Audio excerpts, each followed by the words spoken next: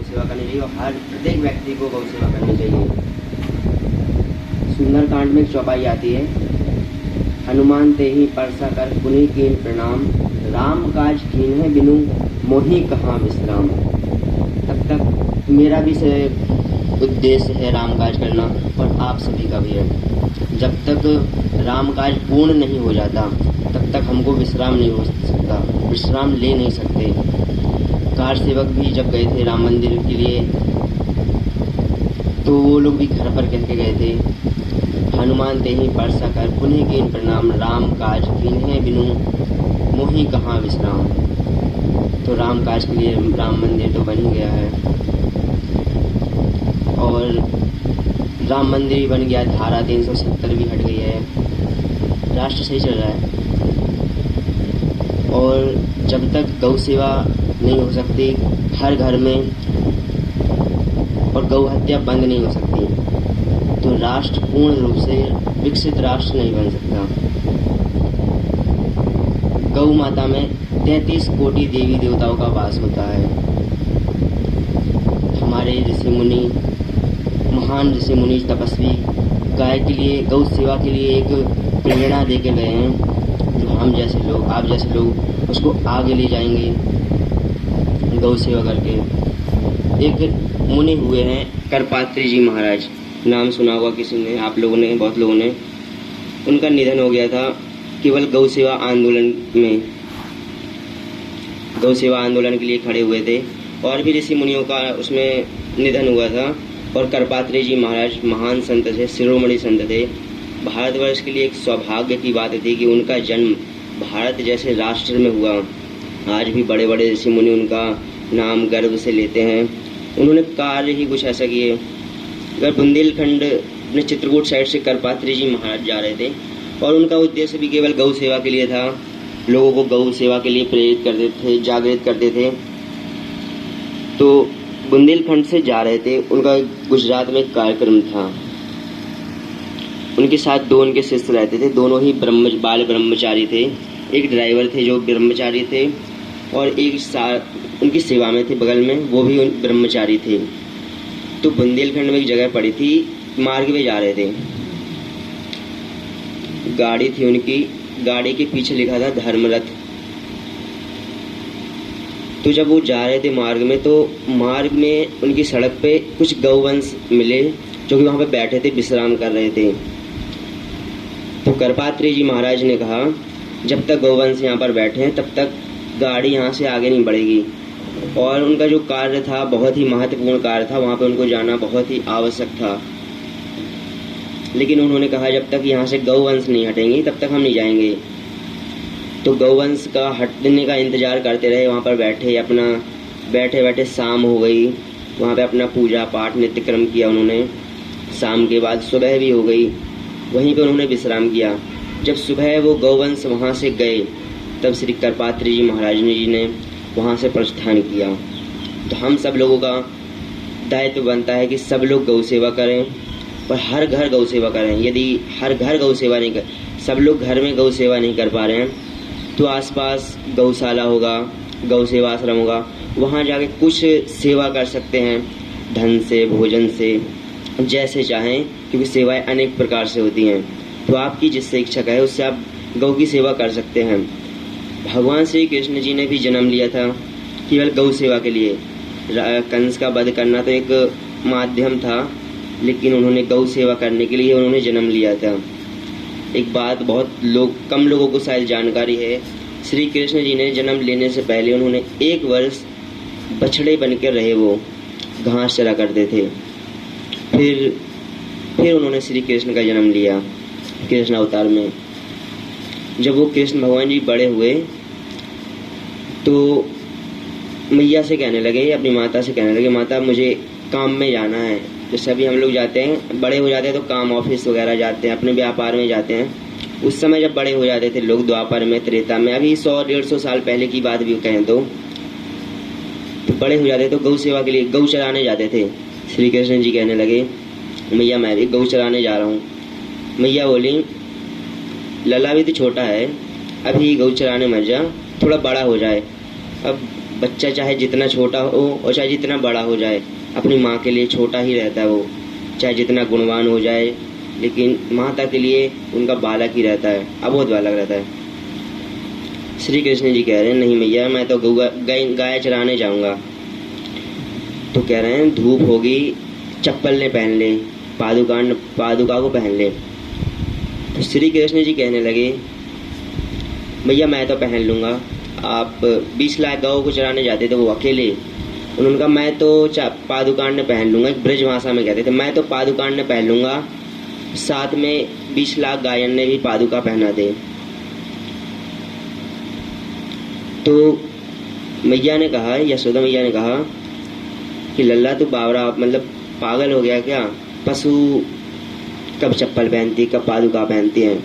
श्री कृष्ण भगवान जी को थोड़ा क्रोध सा आ गया, कहने के लिए नहीं मैया, आप पशु नहीं कह सकती गाय को, गाय हमको बहुत कुछ देती है, गावो विश्वस्य मातरः, गाय विश्व की माता है। जिस स्थान पर गाय खड़ी होती है वहाँ पर देवता भी बैठने के लिए तरसते हैं। जिस जगह पे गाय का निवास होता है और जिस ग्रह में प्रवेश कर गई गाय, वो घर तो एकदम शुद्ध ही शुद्ध है, देवी देवताओं का वहाँ पे सकारात्मक ऊर्जा का प्राकट्य हो जाता है। श्री कृष्ण ने कहा मैया आप पशु नहीं कह सकती हो गाय को, क्योंकि गाय हमको बहुत कुछ देती है, और जो गाय देती है शायद अन्य कोई जीव दे, इसलिए हम लोग गाय को माता भी कहते हैं। गाय का जो गोबर होता है, श्री कृष्ण जी कह रहे हैं गाय का जो गोबर होता है, जब ताजा गोबर निकलता है उसमें ऑक्सीजन रहता है, वर्तमान समय में उसमें ऑक्सीजन 36% ऑक्सीजन रहता है, पूरे वायुमंडल में 20.5% ऑक्सीजन है। वो जब गाय का गोबर का जो कंडा बनाते हैं अपन, जो यूज करते हैं, कंडे बोलते हैं, कुछ लोग उपले बोलते हैं, जब उपले को यूज करते हैं तो जो राख बनती है, राख में 40% 40.8% ऑक्सीजन रहता था। और पूरे वायुमंडल में आप किसी भी तरल पदार्थ में देखेंगे कहीं इतना ऑक्सीजन नहीं पाया जाता है, क्योंकि हम लोग इस चीज़ को मानते नहीं है कि हाँ गाय ये सब कुछ दे सकती है। क्योंकि अगर आसपास गाय भी आ जाती है, अगर करपात्री जी महाराज जी से सीखना चाहिए, उनकी गाड़ी के सामने गाय आई, उन्होंने लगभग 24 घंटे वहाँ पे विश्राम किया कि गाय का हटने की प्रतीक्षा की। यदि अभी हमारी गाड़ी के सामने आ जाए धुतकार के भगा देंगे। लोग कहते हैं गाय हमारी माता है, कब तक कहते हैं? जब तक दूध दे रही है। यहीं तक का गाय का और लोगों का रिश्ता रहता है, दूध ना दे फिर नहीं पता गाय जहाँ भी जाए, सामने भी मर जाए तो उनको कोई फर्क नहीं पड़ता है। दूध दे, क्योंकि सभी लोग स्वार्थ से चलते हैं। जब तक दूध दे रही है तब तक गाय हमारी माता है, उसके बाद ना कोई माता ना कोई कुछ। अभी हम लोग नहीं मान रहे। विदेश में गाय के गोबरों पे, गाय के घी पे, गाय के दूध पे, गाय के हर एक पदार्थ पे रिसर्च चल रही है। जब विदेशी लोग कहेंगे कि ये चीज़ है गाय में, तब हम लोग इसको मानेंगे। हमारे ऋषियों की परंपरा है तो हम लोग मान नहीं रहे हैं, और ये परंपरा केवल भारत राष्ट्र के ऋषि मुनि ही छोड़कर गए हैं, तभी हम लोग इसको मान नहीं रहे। जब विदेशी लोग कहेंगे तो उसको मानेंगे। विदेशों में गाय, एक गौशाला होता है विदेशों में, तो वहाँ पे कुछ लोग आते हैं, गाय की सेवा करते हैं, गाय के साथ कुछ समय बिताते हैं, गाय के ऊपर हाथ फेरते हैं, जिससे स्ट्रेस दूर होता है, आर्थराइटिस दूर होती है, और उसकी कीमत बहुत ज़्यादा होती है। 21 हज़ार, 1200 डॉलर दिए जाते हैं वहाँ पे। और यहाँ पे गाय ऐसी फिरती हैं, ना कोई इनकी कोई कदर करता है, ना ही कोई सेवा करता है। हम सबका दायित्व है कि अगर गाय अपने घर में भोजन बना है तो सबसे प्रथम रोटी गाय की ही बने। लोग बना तो लेते हैं, लेकिन कुछ लोग हो पाते हैं जो दे पाते हैं, नहीं दे पाते, लेकिन हाँ कह देते हैं कि गाय के लिए रोटी बन गई है। कोई रोटी लेते हैं, भोजन लेते हैं घर से, तो कहते हैं नीचे की मत उठाना, नीचे गाय की रोटी है, और पता नहीं चलता कि वो रोटी फिर गाय को दी भी है कि नहीं दी, केवल बन जाती है। लोगों के नियम, जो पुरानी महिलाएं हैं और उनको सीख सीख के आज के लोग भी सीखते जा रहे हैं, आज की महिलाएं भी सीखती जा रही है कि हाँ गाय की रोटी बनाना है। लेकिन कुछ लोग दे पाते हैं, कुछ लोग नहीं दे पाते हैं, बहुत कम मात्रा में लोग दे पाते हैं। तो श्री कृष्ण भगवान कह रहे हैं कि मैया गाय केवल पशु नहीं है, जो गाय हमको दे सकती है वो कोई भी नहीं दे सकता है, इसलिए गाय को माता कहा गया है। तो जिस प्रकार करपात्री जी महाराज का निधन हो गया केवल गौ सेवा आंदोलन में, और भी ऋषि मुनियों का वर्णन आया शास्त्रों में। जब किसी ऋषि मुनि के सामने, अगर ऋषि मुनियों को, साधु संतों को कभी क्रोध आता नहीं है। संत हृदय नवनीत समाना, कहा कविन परि कहे न जाना। संत को कभी क्रोध नहीं आता, लेकिन कुछ ऐसी परिस्थिति आ जाती है कि उनको भी क्रोध आ जाता है। तो एक बार एक संत थे, एक महाराज जी से, एक राजा थे, उनसे क्रोधित हो गए, उनको शराब देने वाले थे। और जब संत शराब देते हैं तो देवता भी साइड हो जाते हैं, वो भी संतों के बीच में नहीं आते हैं। पता चला हम अपने अच्छा जीवन यापन कर रहे हैं, देवता भी सोचते हैं अच्छा जीवन यापन कर रहे हैं, अभी साधु संत को शराब दे देंगे तो भुगतेंगे, तो देवता भी दूर ही रहते हैं साधु संतों से। तो राजा को शराब देने वाले थे, तो नारद मुनि आए राजा के पास। नारद मुनि से पूछ रहे राजा कि कुछ उपाय है कि महाराज जी हमको, संत जी शराब ना दे, इसका कुछ उपाय है कि मैं उनको, अगर वो हमको शराब ना दें, वो उनको मृत्यु दंड देने वाले थे, अगर हमको मृत्यु दंड ना दे तो मैं उनको अपना आधा राज्य पाठ सौंप दूंगा। राजा ने कहा आधा राज्य पाठ सौंप दूंगा, मैं उनकी जीवन भर सेवा करूंगा महात्मा की। नारद मुनि ने कहा संत जायदाद के भूखे नहीं होते हैं। तो उन्होंने कहा क्या दें फिर हम?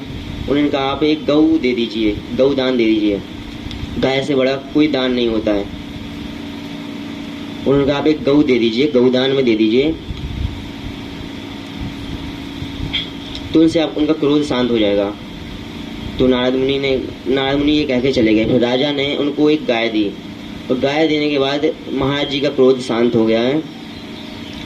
बहुत से ऐसे शास्त्रों में वर्णन आए हैं, और ज़्यादा समय ना लेते हुए एक बात कहेंगे कि आप सभी लोग भी अपने घर में गौ सेवा करें, और जिसके घर में नहीं है गौ सेवा, जिसके घर में गौ नहीं है, तो आसपास आश्रम होंगे, गौशालाएं होंगे, तो जाके सेवा करें।